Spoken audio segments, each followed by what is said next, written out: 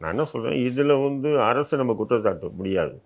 ஏன்னு சொன்னா, இதுதான் ஒரு முதல் நிகழ்ச்சி விஜய் இது. அதனால வந்து கவர்மெண்ட் கரெக்ட்டு தான். போலீஸ் சரியான பாதுகாப்பு குடுக்கல. அவங்க குடுத்த இடம் சரியில்ல அப்படின்னு. ஏன்னா இதுக்கு முன்னாடி நம்ம விக்கிரவாண்டி பார்த்துருக்கோம். மதுரை பார்த்துருக்கோம். திருச்சி பார்த்துருக்கோம். அந்த அவருடைய தொண்டர்கள் தொண்டர்களாவோ யாருமே இல்ல. எல்லாம் குண்டர்களா தான் இருக்காங்க. அட்ராசிட்டி பண்றதுல உச்சத்தில இருக்காங்க.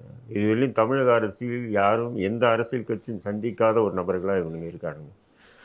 அந்த வரக்கூடிய பெண்களோ, குழந்தைகளோ எத பத்தியும் கவலைப்படாம, அந்த ஒரு வெறி, அந்த சினிமாத்துவம், அந்த சினிமா மோகன்னுவாங்க இல்லையா? அந்த விஜய பார்க்கணும். அத தவிர வேற எதுவுமே அவங்க கண்ணுக்கு முன்னாடி தெரியல. அப்படி ஒரு அட்ராசிட்டி தொடர்ந்து செஞ்சுட்டு இருக்கும்போது, இப்ப விஜய் என்ன பண்ணியிருக்கணும்? இத அரசியல் நெறிப்படுத்தியிருக்கணும்.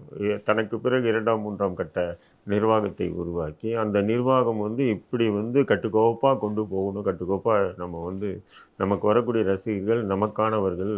அவங்களுடைய நம்முடைய உயிருக்கு எப்படி நம்ம வந்து துபாயிலேருந்து பவுன்சர்கள கூட்டு வந்து பாதுகாப்பு வச்சுக்கிறோமோ, எப்படி ஓய்வு கூட வச்சுக்கிறோமோ, அதேமாரி நம்மள நேசிக்கக்கூடிய ரசிகர்களுடைய உயிர் கூட உயிரா நினைக்கணும்னு சொல்லி விஜய் தரப்பு உயிரா கூட நினைக்கல. அப்படிதான் நான் பார்க்குறேன். ஏன்னு சொன்னா, நீங்க வந்து உதாரணத்துக்கு சொன்னா விக்கிரவாண்டி விஷயத்திலே பார்க்கலாம். ஒரு 6, 7 பேர் இறந்தாங்க.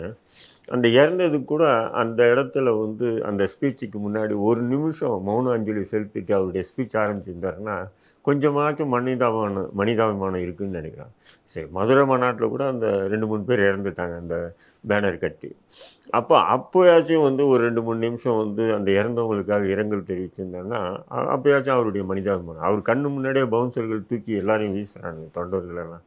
அதையும் கூட கண்டுக்காம அவர் வந்து ஏதோ பேசிட்டு திமுக எதிர்த்து பேசிட்டு, இல்ல பாஜக எதிர்த்து பேசிட்டா, நாமெல்லாம் வந்து விஜய்க்கு ஆதரவுன்னு சொன்னா, இது ஒரு ஆபத்தான அரசியல் இல்லையா? இன்னைக்கு எ இப்படி ஒரு ஆபத்தான அரசியலை இவர் முன்னெடுக்கிறாருன்னா, இதுக்கு நாம கை கொடுத்தோம்னு சொன்னா, நாளைக்கு நம்முடைய வருங்கால சந்ததியினர் மிகப்பெரிய ஆபத்தை எதிர்கொள்ள வேண்டிய நிலைக்கு தள்ளப்படும்.